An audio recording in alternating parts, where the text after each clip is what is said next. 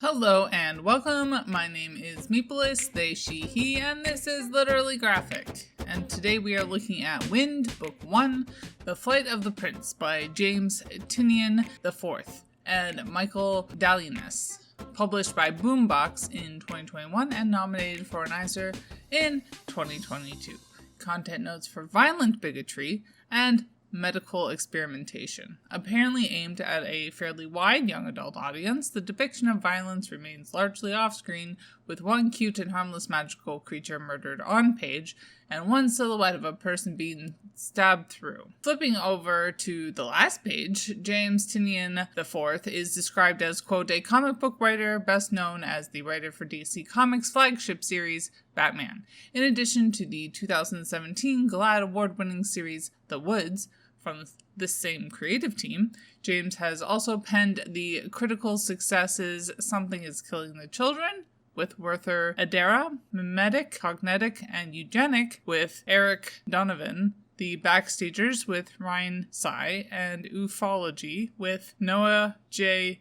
Junkel and Matthew Fox, from Boom Studios, as well as The Department of Truth, with Martin Simmons, from Image Comics. An alumni of Sarah Lawrence College, Tynion now lives and works in New York, New York, end quote. And according to his Wikipedia page, quote, while studying creative writing at Sarah Lawrence College, Tynion met and began studying under Scott Snyder in the nascent years of his comic book writing career. Following school, he became an intern for the Vertigo imprint of DC Comics, working under editor Shelley Bond, among others, end quote. Returning to the creator bio page, Michael Dialynas, quote, is a comic artist and mini beast wrangler that resides in Athens, Greece. He is most known for his work on the GLAAD award-winning series The Woods, from this same creative team, Lucy Dreaming with Max Bemis, and Spira from Boom Studios, Teenage Mutant Ninja Turtles from IDW, Gotham Academy from DC Comics, and Amala's Blade from Dark Horse.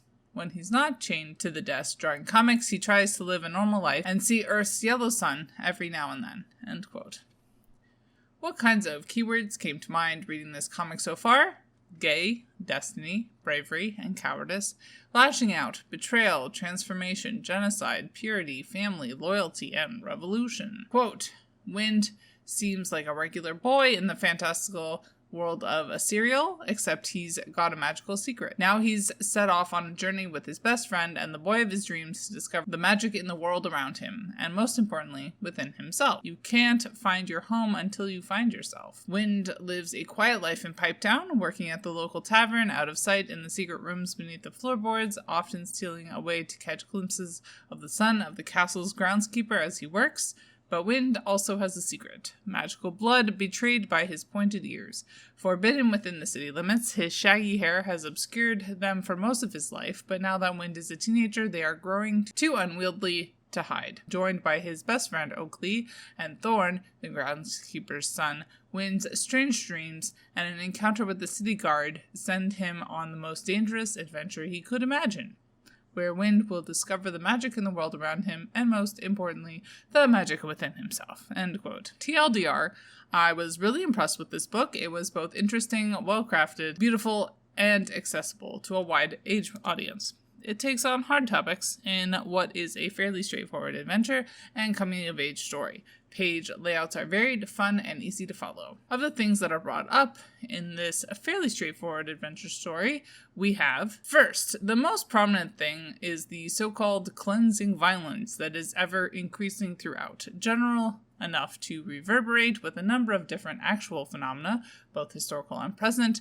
way too many examples of people creating in-groups and out-groups and eventually trying to violently destroy the out-group. And since this volume, at the very least, did strike me as on the younger side of young adult, I also appreciated the touch of making the violent enforcer of the in-group, out-group divide being, in fact, part of the out-group, plus the heavy dash of self-hatred that Wynd is struggling through. These touches add some necessary nuance and warns readers who may have not yet experienced this in real life that people can share oppressions with you but still seek your destruction. On the more positive side, there are also many examples of people who are ostensibly part of the in-group but refuse to believe in the propaganda and instead choose to practice solidarity with the out-group. Even more optimistically, in this volume, we hear about a larger conflict between the insular city we started and forces beyond the city walls. A conflict that includes a strong contingent of people on the side of the oppressed and a group that Wynd and company are just meeting at the close of Volume 1. Despite all the hardships and loss of the first volume, we do end on a hopeful note. Secondly, Tynion decides to not just queer code the book with this in-group and out-group dynamic that could be homophobes in the queer community, but actually make it a literal reality for our characters. Wynd is very quickly established to have a crush on a guy. I was a little put off by his watching of Thorn from afar in a not quite but almost stalkery way.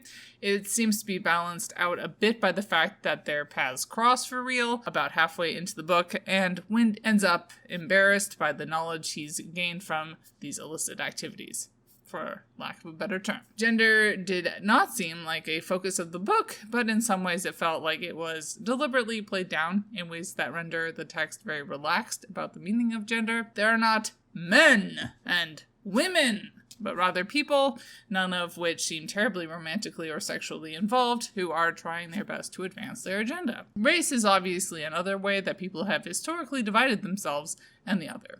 One of the main ways that we generally define the social construct of race here in my home countries is by skin color, and in Wynd there is a wide variety of skin tones across the different sides of the conflict. The divide is instead around magic that does seem to make itself manifest through different physical features, but seems like it can infect even those who would otherwise be approved by the powers that be in Pipetown. Which feels like a not unrealistic blurring of the line between race, purity, and the social construct of ability versus disability. This is a project of eugenics as much as it is genocide or anything else, also giving some real heavy fascist vibes, honestly. On a second positive side note, the body types represented in this story are also pretty diverse, which is always nice. To conclude, if you hadn't already guessed, I would rate the world building as pretty top-notch. It is actually really hard to try and incorporate issues and themes like these and not trivialize and or make a mess of them. Zootopia being a prime example for what not to do.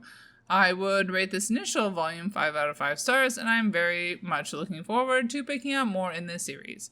Bye y'all, keep reading and organized, to end capitalist oppression.